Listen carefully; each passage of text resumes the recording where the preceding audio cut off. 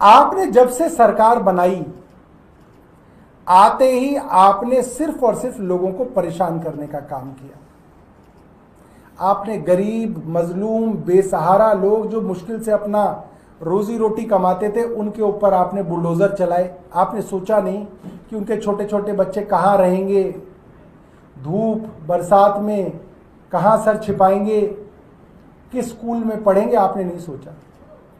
आपने गरीब लोगों के रोजगार के ऊपर बुलडोजर चलाए, आपने उनकी रोजी रोटी के बारे में नहीं सोचा।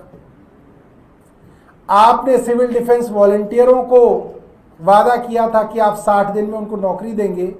करीब 10,500 सिविल डिफेंस वॉलंटियर रो रहे हैं, आपने उनके बारे में नहीं सोचा। 2,500 मोहल्ला क्लिनिक के अंदर लोग काम करते थे, आप एक एक करके मोहल्ला क्लिनिक बंद कर रहे हैं। आपने कहा आप उनको रोजगार देंगे, उनको भी धीरे धीरे से नौकरी से निकाला जा रहा है।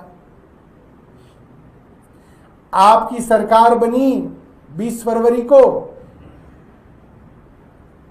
1 मार्च को सिरसा जी ने ऐलान कर दिया कि 31 मार्च से 10 साल पुरानी गाड़ियों को डीजल नहीं देंगे। सिरसा जी ने अनाउंस किया, किसी का ऑर्डर नहीं था, पहले उन्होंने अनाउंस कर दिया। आपकी सरकार आते ही प्राइवेट स्कूलों की फीस बढ़ गई। एक स्कूल की ऑडिट आपने कराई हो तो रिपोर्ट दिखाइए। आपने एक स्कूल की ऑडिट करा के उसकी रिपोर्ट पब्लिक नहीं करी। आपने कहा कि हम सबकी ऑडिट करा रहे हैं, एक ऑडिट रिपोर्ट आपने पब्लिक नहीं की। आपने कहा हम फीस वापस कराएंगे, एक स्कूल की फीस आपने वापस नहीं कराई।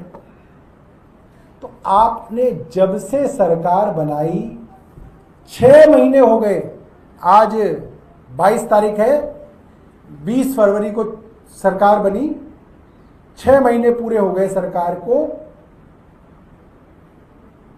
आपने सिर्फ लोगों को दुखी किया।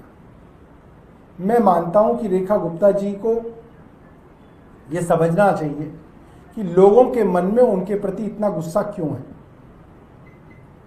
ये बात साफ है, हम हमेशा से ये बात कहते रहे हैं, आप किसी सरकार से कितना भी नाराज हो, आपको उनके किसी भी नुमाइंदे पे हमला करने का हक नहीं है।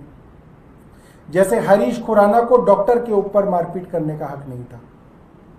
मगर आज सरकार को यह सोचना चाहिए कि 6 महीने में इस सरकार ने ऐसा क्या किया कि आज दिल्ली के लोग इस सरकार से इतने नाराज हैं और इतना गुस्से में हैं कि अब रेखा गुप्ता को पूरा का पूरा गाड़ियों का काफिला लेके जो है अपनी ही दिल्ली में घूमना पड़ रहा है।